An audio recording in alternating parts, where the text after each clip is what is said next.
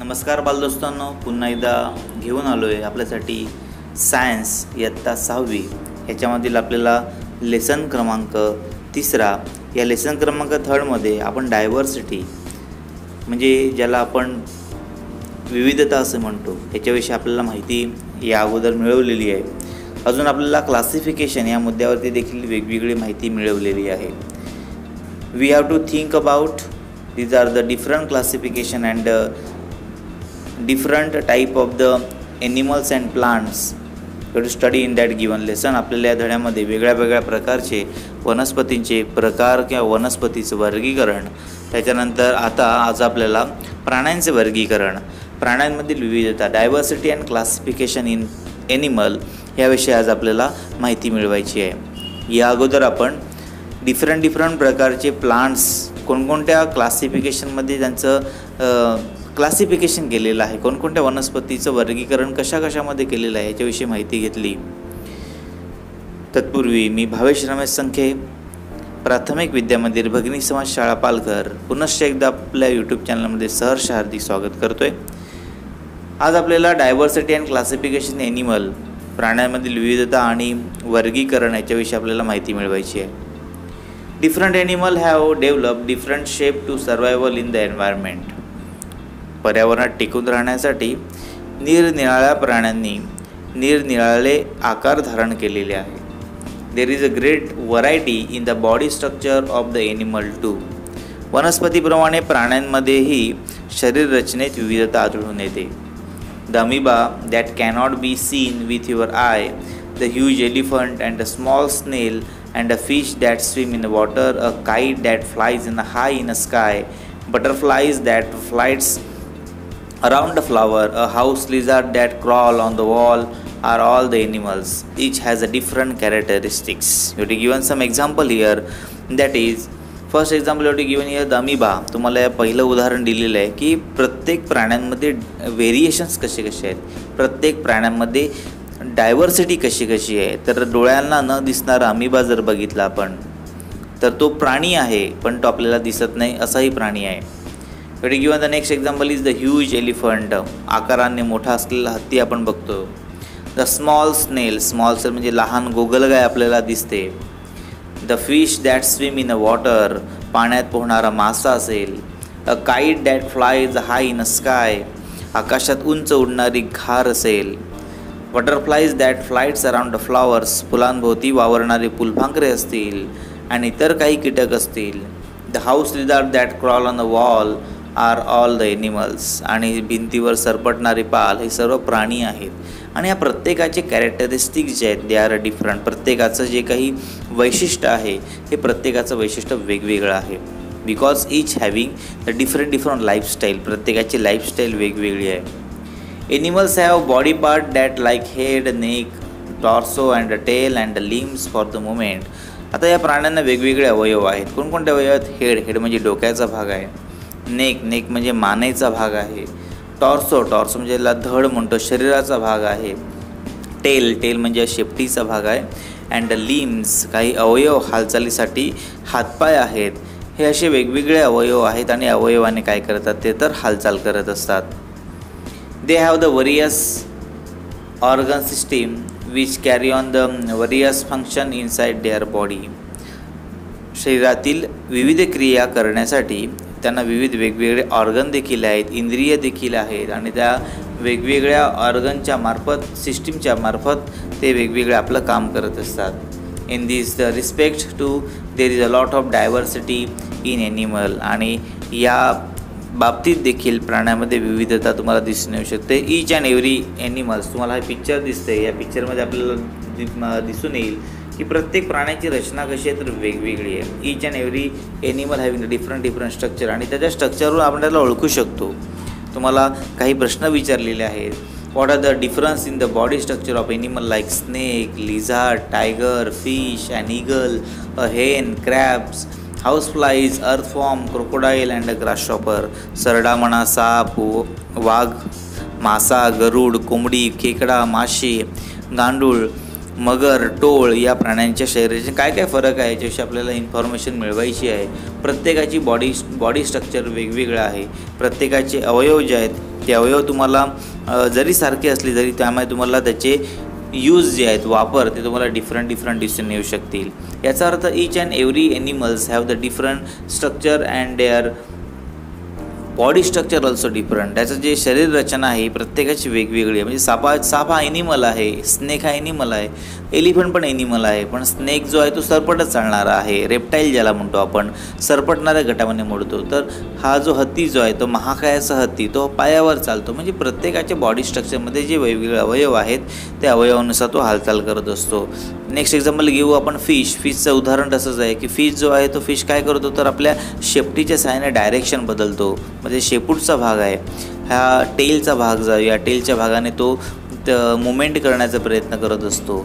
म्हणजे वेगवेगळे असे पार्ट आहेत की ते प्रत्येक भागाची रचना कशी असते तर वेगवेगळी असते आणि त्याच्यानुसार तो काय करत जातं तो जगत असतो. We see the variety of the animals with respect to the food as well. प्राण्यांमध्ये जसं स्ट्रक्चर बदललेलं आहे तसं अन्न पदार्थासंदर्भात देखील विविधता तुम्हाला दिसून येऊ शकते. Since animal depend on the other for their food they have found a place where food is available. प्राणी हे अन्नासाठी इतरांवर डिपेंड असतात आणि आपले जे अन्न ज्या ठिकाणी उपलब्ध असेल where is a food is present, ज्या ठिकाणी अन्नपदार्थ प्रेझेंट असतील त्या ठिकाणी ते अवेलेबल असतात, त्या ठिकाणी ते उपलब्ध होईल अशा ठिकाणी प्राणी तुम्हाला आढळतील. Different animal have the different method of the obtaining and eating the food. हाही महत्त्वाचा आहे. What is the method of the eating the food. अन्नपदार्थ ग्रहण करण्याची पद्धती म्हणा, अन्नपदार्थ ऑप्टेनिंग म्हणजे मिळवण्याच्या पद्धती म्हणा. This all are methods are different. हे प्रत्येकाच्या मेथड कशा आहेत तर वेगवेगळे आहेत. These two leads the different in their body structure. आणि त्यामुळे देखील त्यांच्या शरीर रचने ज्यांच्या बॉडी स्ट्रक्चरमध्ये तुम्हाला विविध दिसून येतं. म्हणजे आपल्याला सांगता येऊ शकले प्रत्येकाच्या ॲनिमलच्या डिफरंट सेशनमध्ये आपल्याला असं एक वर्गीकरण करता येऊ शकेल की प्रत्येक ॲनिमल त्याची इटिंग हॅबिट वेगळी आहे, त्याची राहण्याची हॅबिट वेगळी आहे, त्याची मुवमेंट करण्याची हालचाल करण्याची पद्धत वेगवेगळी आणि या सर्वांमुळे आपल्याला त्यामध्ये डायव्हर्सिटी दिसून येते, विविधता दिसून येते. तुम्हाला खालच्या अजून एक प्रश्न विचारलेला आहे, ट्राय दिस. हे करून बघा. तुम्हाला काही चार्टमध्ये इन्फॉर्मेशन गोळा करायची आहे. नेम ऑफ द एनिमल आहे, प्राण्याचं नाव लिहायचं आहे. What is their food, how do they eat. ते अन्न कोणते खातात किंवा ते अन्न कसे खातात त्याच्याविषयी आपल्याला माहिती मिळवायची आहे. वेअर डू देअर लिव्ह, एखादा प्राणी कुठे राहतो त्याच्याविषयी आपल्याला माहिती या ठिकाणी लिहायची आहे.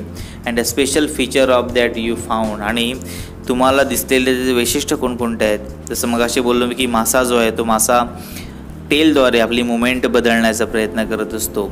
मग या सर्व ॲनिमलमध्ये हे स्ट्रक्चर डिफरंट आहे, डायव्हर्सिटी आहे. मग या ॲनिमलचे वेगवेगळे भाग पाडलेले आहेत, वेगवेगळे तुम्हाला क्लासिफिकेशन केलेलं आहे. मग ते क्लासिफिकेशन कोणते, अतिशय महत्त्वाचा मुद्दा आज आपल्याला पुन्हा या ठिकाणी शिकावायचा आहे. तुम्हाला पुढच्या पानावरती काही महत्त्वाच्या अशा मुद्द्यांवरती आधारित स्पष्टीकरण दिलेलं आहे. Wien you think about that point, ज्यावेळेस आपण त्या मुद्द्यांचा अभ्यास करतो त्यावेळेस आपल्याला इझिली कळून येईल की खरोखरच वेगवेगळ्या प्रकारचे ॲनिमल्स तुम्हाला वेगवेगळ्या पद्धतीने दिसून येतील. And they have getting the different structure. तुम्हाला स्ट्रक्चर देखील वेगळा दिसून येऊ शकेल. काय माहिती दिली आहे बघा. तुम्हाला एक प्रयोग करून सांगितलेला आहे. Try this. Take a drop of water of the puddle and place it on a glass slide over. Observe in the under microscope. What do you see? तुम्हाला बाजूला जी आकृती दिसते ती आकृती मायक्रोस्कोपची आहे. आता मायक्रोस्कोप काय करतो, मायक्रोस्कोप हा ज्या गोष्टी आपल्याला डोळ्याने दिसत नाही त्या डोळ्याने न दिसणाऱ्या गोष्टी आपल्याला मायक्रोस्कोपने बघता येऊ शकतील. म्हणजे मग असे बोललो की ॲनिमल्स, अमिबासारखे ॲनिमल आपल्याला वी कांट सी. ॲनिमल आहे तो पण आपल्याला दिसत नाही. मग असे जे ॲनिमल्स आहेत जे आपल्याला दिसत नाही ते आपल्याला बघण्यासाठी या मायक्रोस्कोपचा वापर करावा लागतो, ज्याला मराठीमध्ये आपण सूक्ष्मदर्शक असं म्हणत असतो. मग या मायक्रोस्कोपमध्ये ज्यावेळेस आपण एखाद्या डबक्यातील पाण्याचा काचेवरती थेंब घेतला आणि तो मायक्रोस्कोपमध्ये बघितलं, ते वरती आपल्याला वेगवेगळे लेन्स वापरलेले असतात. त्या लेन्समधून आपण ज्यावेळेस बघतो त्यावेळेस आपल्याला त्या पाण्याच्या थेंबामध्ये विशिष्ट प्रकारची एक रचना दिसून येऊ शकते. मग ती कोणती रचना असते. We are given when a drop of water from the puddle is seen under the microscope, innumerable microbes can be seen moving about in it. पाण्यातील डबक्यामध्ये आपण जर पाण्याचा थेंब सूक्ष्मदर्शकाखाली पाहिला तर त्यांच्यामध्ये मुवमेंट करणारे, हालचाल करणारे लहान लहान असंख्य इनन्युमरेबल मायक्रोस्कोपिक, ज्याला म्हणतो मायक्रोस्कोपिक म्हणजे मायक्रोब्स, सूक्ष्मजीव तुम्हाला दिसून येऊ शकतील. You see the continuous moving of the amoeba, त्यामध्ये तुम्हाला अमिबा नावाचा जो काही एनिमल आहे तो एनिमल तुम्हाला दिसून येऊ शकेल. The paramecium is also unicellular animals like that amoeba, आणि अमिबासारखा पॅरामेशियम देखील एक पेशी असा प्राणी आहे. हे amoeba paramecium they have only single cell, या दोघांमध्ये एकच फक्त सिंगल सेल असतो, आणि म्हणून त्या सिंगल सेल असलेल्या एनिमल्सला आपण म्हणतो it is called unicellular animals. आणि दुसरा तुम्हाला एक्झाम्पल दिला आहे, a horse, a bear or tortoise are the multicellular animal. आणि दुसरा तुम्हाला प्रकार दिलेला आहे की घोडा म्हणा, अस्वल म्हणा, कासव, आपण सर्व मनुष्य प्राणी, सर्व सजीव, हे बरेचसे सजीव हे मल्टीसेल्युलर म्हणजे ज्याला म्हणतो आपण बहुपेशीय घटकांनी बनलेले असतात. बहुपेशीय म्हणजे ज्याला म्हणतो आपण मल्टीसेल्युलर, म्हणजे ज्याच्या बॉडीमध्ये फक्त एकच सेल आहे त्याला म्हणायचं आपण युनिसेल्युलर, आणि त्यांच्या बॉडीमध्ये एकापेक्षा अनेक सेल आहेत, लाखो करोडो सेल्स आहेत, त्याला म्हणायचं it is called a multicellular. हा तुम्हाला पहिला क्लासिफिकेशन करून सांगितलेला आहे with the help of the cell. Cell म्हणजे आपल्या एनिमलच्या बॉडीमध्ये किती सेल्स असतात, त्याच्यानंतर तुम्हाला 2 प्रकार करून सांगितलेले आहेत. त्याच्यानंतर हा झाला पहिला भाग. दुसरा तुम्हाला भाग शिकायचा आहे तो म्हणजे वेगवेगळ्या स्ट्रक्चरनुसार, पाठीच्या कणानुसार कसं बदललेलं आहे क्लासिफिकेशन, त्याच्याविषयी इन्फॉर्मेशन घ्यायची आहे. तर पहिला असा प्रश्न विचारला त्यामध्ये, what is the chain of the bone in the centre of the back called, ज्याला म्हणतो आपण की आपल्या पाठीच्या मध्यावरती जी हाडांची माळ तुम्हाला दिसते, पाठीच्या वरती हात लावला पाठीवरती आपल्याला एक मध्ये पाठीचा कणा तुम्हाला दिसून येऊ शकेल. त्या पाठीच्या माळेला काय म्हटलं जातं, तर आपण त्याला मराठीमध्ये कणा असे म्हणतो, पण इंग्लिशमध्ये काय म्हणतात, इंग्लिशला म्हटलं जातं वर्टिबल कॉलम. वर्टिबल कॉलम म्हणजे याला आपण पाठीचा कणा असे म्हणतो. The chain of the bone in a centre of the body is called vertebral column. मग पाठीचा कणा आहे म्हणजे वर्टिबल कॉलम आहे की नाही ह्याच्यावर देखील एनिमलचे 2 गट पडलेले दिसून येऊ शकतील. Animal with a vertebral column and dose without in a form of 2 group non as a vertebrate. वनस्पती प्राण्यांमध्ये पाठीचा कणा असलेला व नसलेल्या अशा 2 पद्धतीने वर्गीकरण करण्यात आलेलं आहे. If the animal have the vertebral column, ज्यांना वर्टिबल कॉलम आहे त्याला म्हणायचं it is called vertebrate animal, आणि ज्यांना वर्टिबल कॉलम नाही आहे त्याला म्हणायचं इट इज कॉल्ड इनवर्टिब्रेट, त्याला म्हणतो आपण अपृष्ठवंशीय प्राणी. पृष्ठवंशीय प्राणी म्हणजेच काय की ज्याला पाठीचा कणा असतो, आणि अपृष्ठवंशीय प्राणी म्हणजेच काय की ज्याला पाठीचा कणा नसतो. म्हणजे ज्याला पाठीचा कणा आहे त्याला म्हणायचं वर्टिब्रेट, आणि ज्याला पाठीचा कणा नाही आहे त्याला म्हणायचं इट इज कॉल्ड इनवर्टिब्रेट. म्हणजे आपल्याला या वर्टिबल कॉलमनुसार देखील आपल्याला वेगवेगळे प्रकार दिसून येऊ शकतील. पुढचं तुम्हाला क्लासिफिकेशन केलेलं आहे with the help of given eggs or the young one. पुढचं तुम्हाला क्लासिफिकेशन करून दिलेलं आहे की एखादा एनिमल प्रजनन करताना, रिप्रोडक्शन करताना काय कशा पद्धतीने रिप्रोडक्शन करत असतो. म्हणजे आपल्याकडे 2 मेथड आहेत. पहिली आहे ती म्हणजे अंड्यामार्फत रिप्रोडक्शन होणं, एगमार्फत रिप्रोडक्शन होणं. कोंबडीचं उदाहरण घेतलं की कोंबडी अंडा देते आणि अंड्यापासून मग नवीन त्याच्या चिक्स, त्याची पिलं जी आहेत ती पिलं बाहेर पडत असतात. जर आपण माणसाचा विचार केला, माणूस आपले डायरेक्टली आपल्याच मुलाला जन्म देतो.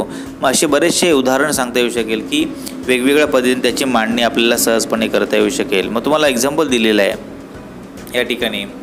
We have learned producing another living things like the one cell is called reproduction. स्वतःसारखा दुसरा जीव निर्माण करणे म्हणजे पुनरुत्पादन, त्याला रिप्रोडक्शन असे म्हणतो आपण. अ हेन ले एग्स अँड हॅचेस देम. अंडी देणारे जे काही कोंबडी आहेत, ही कोंबडी अंडी देते, ती उबवते, आणि मग उबून झाल्यावरती after a few days the young chicks hatch out from the eggs. आणि मग त्या कोंबडीच्या अंडीतून काही दिवसानंतर ते पिले बाहेर पडतात. But we anything about a cow, ज्यावेळेस आपण काऊचा विचार करतो, cow give the birth to the calf. हे काऊ जी आहे, गाय जी आहे, ती गाय कोणाला तर वासराला जन्म देते, वासरूला जन्म देते. Before they have the calf grow with in the काऊज body. ते काऊचं जे मूल असतं, काफ जे असतं, ते काफ हे काऊच्या बॉडीमध्ये वाढतं. According to the mode of the reproduction animal are classified to the 2 type, namely viviparous animals and which lay eggs and oviparous animals which lay eggs and viviparous animal. मग अंडी देतात की नाही देत, किंवा ज्याला म्हणतो आपण रिप्रोडक्शनच्या सहाय्याने जे काही वर्गीकरण करण्यात आलेलं आहे त्याच्यानुसार दोन प्रकार पडलेले आहेत. त्याला पहिला प्रकाराला नाव दे, इट इज कॉल्ड विव्हिपोरस, ओव्हिपोरस. ओव्हिपोरस म्हणजे अंडज प्राणी. आणि दुसरा प्रकार तुम्हाला दिला विव्हिपोरस. म्हणजे जरायुज ज्याला म्हणतो आपण, जो आपल्याच पिलांना डायरेक्टली जन्म देतो, त्याला शब्द वापरला, इट इज कॉल्ड विव्हिपोरस, ज्याला आपण जरायुज म्हणतो. म्हणजे आपण जे आहेत आपण या विव्हिपोरसच्या गटामध्ये मोडू. आणि कोंबडी म्हणा किंवा स्नेक वगैरे म्हणा, हे अंडे देणारे एनिमल्स आहेत. त्याच्यापासून त्यांची वेगवेगळ्या अशा जीवांची निर्मिती होते. आणि अशा या निर्मिती देणाऱ्या घटकाला त्यांना काय म्हटलं, इट इज कॉल्ड ओव्हिपोरस असं म्हटलेलं आहे. ओव्हिपोरसचा अर्थ पुन्हा सांगतो की अंडज, अंडी देणारे. आणि विव्हिपोरसचा अर्थ की आपल्या डायरेक्टली पिलांना जन्म देतात, त्याला म्हणायचं विव्हिपोरस, असं त्यांनी वर्गीकरण करून दिलेलं आहे. आता पुढचा आपल्याला शेवटचा मुद्दा दिलेला आहे या पार्टमधला, तो पण अतिशय महत्त्वाचा आणि चांगला मुद्दा तुम्हाला सांगता आला पाहिजे. असा प्रश्न विचारलेला आहे, where are the animals namely horse, bear, tortoise and alligator, fish, deer, frog should be found. तुम्हाला हे वेगवेगळे जे एनिमल्स दिसत आहेत, हॉर्स दिसतोय, हॉर्स कुठे दिसतोय, तो जमिनीवर दिसला आपल्याला. बियर तुम्हाला जंगलामध्ये दिसून येऊ शकेल. टॉर्टाइज तुम्हाला पाण्यामध्ये दिसेल किंवा जमिनीवर दिसेल. ॲलिगेटर ज्याला म्हणतो आपण सुसर किंवा मगराचा एक पार्ट तुम्हाला सांगता येऊ शकेल. हा पण देखील आपल्याला वेगळ्या ठिकाणी दिसून येऊ शकेल. पाण्यात दिसतो, कधी जमिनीवर दिसतो. वेगवेगळे फिश म्हणा, डिअर ज्याला म्हणतो आपण हरिण, आणि फ्रॉग म्हणजे बेडूक, ह्या सर्वांची जर रचना बघितली राहण्याची, तर हे वेगवेगळ्या ठिकाणी राहत असतात. मग या राहण्याच्या ठिकाणावरनं अकॉर्डिंग टू देअर हॅबिटेट, राहण्याच्या ठिकाणावरनं या ॲनिमलचे एकूण 4 गट केलेले आहेत. ते 4 गट कोणकोणते आहेत? तर पहिला गट असा आहे, animals are usually classify into the terrestrial and aquatic animal. आपल्या प्राण्यांच्या राहण्याच्या ठिकाणावरून 2 प्रकार पडलेले दिसून येऊ शकतील. पहिला आहे तो म्हणजे टेरेस्ट्रियल, ज्याला भूचर म्हणजे जमिनीवर राहणारे, त्याला म्हणतो आपण टेरेस्ट्रियल. आणि जे पाण्यात राहतात त्याला म्हणायचं इट इज कॉल्ड ॲक्वॅटिक म्हणजे पाण्यात राहणारे जलीय प्राणी असं त्याला म्हणू शकतो. म्हणजे फिश हा जो प्रकार आहे, हा फिश ॲक्वॅटिक या गटामध्ये म्हणून येईल. Animals like a frog, salamander, toad live in the both places, namely land and water, and therefore they are called amphibious animal. पण असे पण एनिमल्स आहेत की ते जमिनीवर पण राहतात, लँडवरती पण राहतात आणि पाण्यामध्ये पण राहतात, म्हणजे वॉटरमध्ये पण राहतात. मग असे जे एनिमल्स आहेत त्यामध्ये बेडूक आहे, सॅलॅमेंडर, त्याच्यानंतर टोड नावाचे असे वेगवेगळे एनिमल्स आहेत. They are living on a water and a land also, therefore it is called amphibious animal. Frog या गटामध्ये मोडता येऊ शकेल आपल्याला. फ्रॉग हा पण दोन्ही ठिकाणी राहू शकतो. That's why we have to think about the next point is when the animals live on land and water also, it is called amphibious animal. म्हणजे 3 प्रकार झाले आपल्याला. टेरेस्ट्रियल म्हणजे जमिनीवर राहणारे, ॲक्वॅटिक म्हणजे पाण्यामध्ये राहणारे, अँड ॲम्फिबियस म्हणजे ज्याला म्हणतो आपण जमीन आणि पाणी या दोघांवरती राहणारे. Next we given the last one point in that point, that is the kite, eagle, crow, butterflies and honeybee are flying in the air through the leaves of the different places. The animals are said to have the aerial mode of life. घार, गरुड, कावळा, फुलपाखरे, मधमाशी असे वेगवेगळे जे animal जे आहेत ते एनिमल हवेत संचार करत असतात. हवे म्हणजे ज्याला म्हणतो आपण एअरमध्ये मुक्तपणे ते फिरत असतात. आणि मुक्तपणे एअरमध्ये फिरणाऱ्या एनिमल्सला त्यांनी काय म्हटलं, it is called aerial mode of flight. Air mode म्हणजे ज्याला म्हणतो आपण खेचर असं म्हटलेलं आहे. खेचर म्हणजे ते हवेमध्ये उडत असतात. हवेमध्ये उडणाऱ्या सर्व प्राण्यांचा पक्षीवर्ग ज्याला म्हणतो आपण, जो बर्डचा गट आहे, त्या बर्ड्सच्या गटाला त्यांनी म्हटलेलं आहे it is called aerial mode of life, ज्याला खेचर म्हणतो आपण. तुम्हाला बाजूला चित्र दिसतंय, पक्षी उडताना दिसतंय. म्हणजे आपल्याला या अशा पद्धतीने 4 प्रकार दिसून येऊ शकतील. टेरेस्ट्रियल म्हणजे जमिनीवर राहणारे, ॲक्वॅटिक म्हणजे पाण्यामध्ये राहणारे, ॲम्फिबियस म्हणजे जमिनीवर आणि पाण्यावर दोन्ही ठिकाणी राहणारे, आणि एरियल मोड म्हणजे ज्याला म्हणतो आपण की हे दोन्ही एनिमल्स आहेत, एनिमल हवेत उडणारे आहेत. अशापर्यंत तुम्हाला या पद्धतीने याचं वर्गीकरण करून दिलेलं आहे. म्हणजे आज आपण ज्या मुद्द्यांचा अभ्यास केला त्यामध्ये युनिसेल्युलर, मल्टीसेल्युलर एनिमल्स, त्याच्यानंतर वर्टिबल, इनवर्टिब्रेट एनिमल्स, त्याच्यानंतर हे 4 मुद्दे आज आपण शिकलो. यावर आधारित तुम्हाला पुढे अभ्यास दिलेला आहे. तो अभ्यास सर्वांनी व्यवस्थित पूर्ण करावायचा आहे. सर्व मुद्दे व्यवस्थित वाचून घ्यायचे आहेत आणि त्याच्यामध्ये नवीन नवीन शब्द जे आहेत त्या शब्दांचा अर्थ समजण्यासाठी तुम्हाला ते पुन्हा पुन्हा वाचन करावं लागेल. त्याचे एक्झाम्पल्स तुम्हाला शोधून घ्यावे लागतील, तर तुम्हाला हा अभ्यास एकदम सोपा पद्धतीने समजून सांगता येऊ शकेल. माझा व्हिडिओ आवडल्यास लाईक करा, कमेंट करा, सबस्क्राईब करा.